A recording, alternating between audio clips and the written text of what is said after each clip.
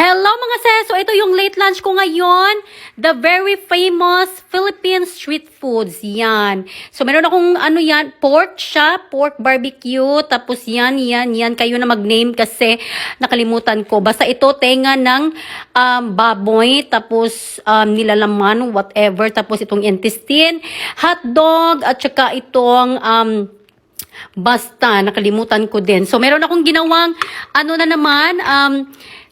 sauce ng may maraming sili. Tapos ito yung very crunchy na chicken crispy, ang palaya, at saka of course, our kitchen, at saka yung anchovies. Yan, kainan ng mga sis. Yummy!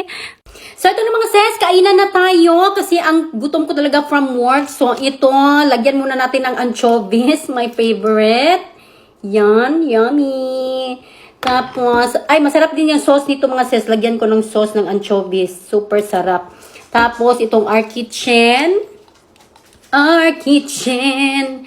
Tapos, of course, itong mga street foods natin mga sis. Of course, kailangan may vegetables tayong pariya, mga ganyan. So, yan. Sarap. Okay, tikman muna natin tong very crispy na chicken. Sausaw natin sa maraming suka. At saka sili, yan.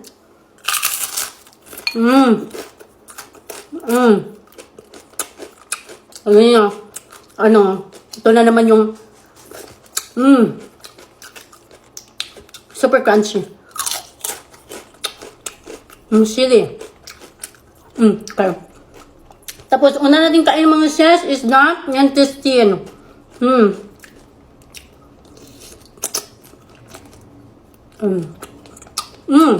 So good.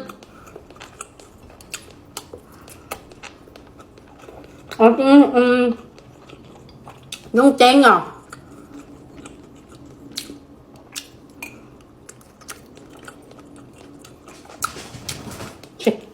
Masarap din. Ito ang nilalaman ng baboy.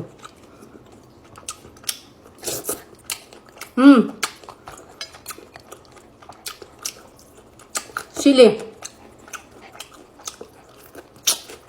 Yeah. Super. Oh my God, mga sis. Ang sarap.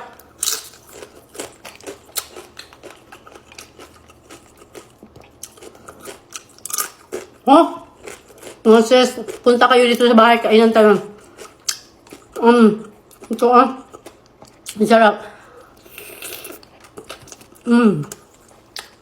Yeah.